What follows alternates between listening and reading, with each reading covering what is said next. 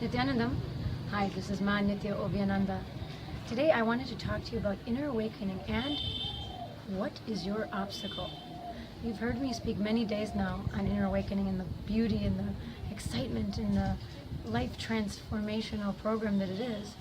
But now why haven't you signed up yet? I want to understand what is your biggest obstacle, because I know that people have obstacles, but I guarantee 100% of the obstacles are only in your mind, wanting to keep you from experiencing your true self. I'd like to share with you now the obstacle I had when I was going to go to Inner Awakening. I had the money in the bank, but that was all the money that I had. Then I just recently purchased a home, new home. So all the money that was in the bank was kind of backup money. If I needed a mortgage payment, if something broke down. Then I also had a job, which really doesn't allow you to go for 3+ weeks because it's a sales position. I was an executive sales manager, not a sales manager, but a sales accountant. And, you know, it was very difficult. And then I was getting a lot of pressure from my family, specifically my parents, my poor Russian parents, because they were practical, very practical, you know. If you go to this Inner Awakening, are you going to have a job when you come back? What about your money? How can you spend all your money? All these things, all these questions were there. So as much as I wanted to go, as soon as I had that first experience with Swamiji during the two-way video conferencing class that I took at the Ohio Temple, it was that weekend workshop, I knew I had to go to Inner Awakening. But then, as I started to declare I'm going to go to that program, things started to happen where I got all of these issues come up. And especially from my folks trying to get me not to go and waste the money and all of that. Then also, meanwhile, I decided, okay, I'm going, and I was going to put a down payment. Then something happened with the house where I had to do some repair. So then it was a big concern, like, if you walk away from the house, something bad's going to happen, and all of this thing. So it put a lot of doubt in my mind. I had a lot of self-doubt about it.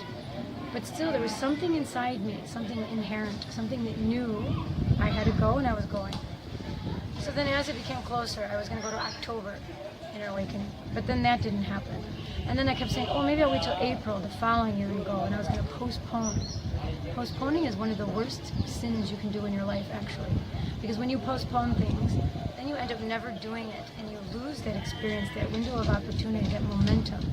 And you're also saying no to life because you're pushing something off that can be done immediately. I've known from experience that it's not the way to go.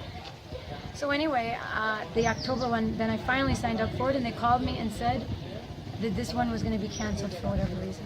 So I thought, oh boy. So I didn't want to postpone to April, but then I was getting kind of put off. You know, I had a little SDHD. And then finally, I got a call from somebody from the Los Angeles temple. And they were speaking to me about the program and asking me why I wasn't going. And actually, to be honest with you, what they said to me was, next year, you know, Swamiji's getting very popular, and next year he's not going to be teaching the whole thing himself. So you're going to really miss out on that time with him. And I got so mad. I'm like, how are they making this thing up? How can they say that and get me upset? And because I got upset, it moved me. Because I'm like, oh, I can't miss out as much time as possible around Swamiji. So, but yet at the same time I was mad and I didn't want to sign up then. You know, I had this strange, my mind was like, see, they're just trying to, say something to you and get you upset. But then I knew, okay, that's not true, like I'm making this up in my mind and I need to go and that's all.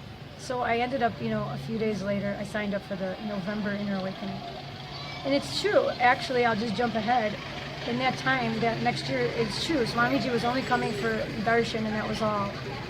And he wasn't coming for all the sessions during that year. Now he is again, but at that time he wasn't.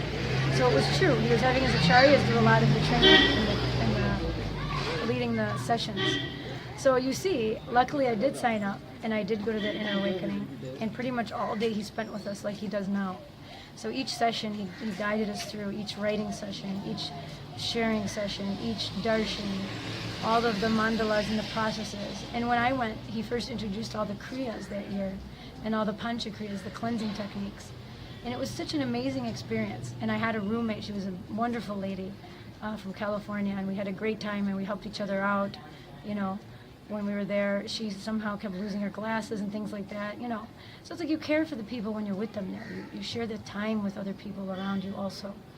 So it was a very beautiful experience. It was my first time in India, and I got to experience all the food and the culture and the people.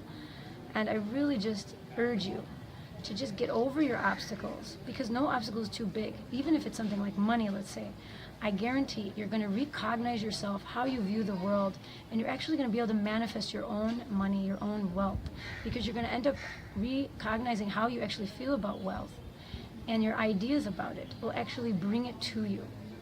So anyway, whatever you have in doubts, please post it here, and I will answer all of your questions. Thank you very much for watching. I hope to see you soon in India.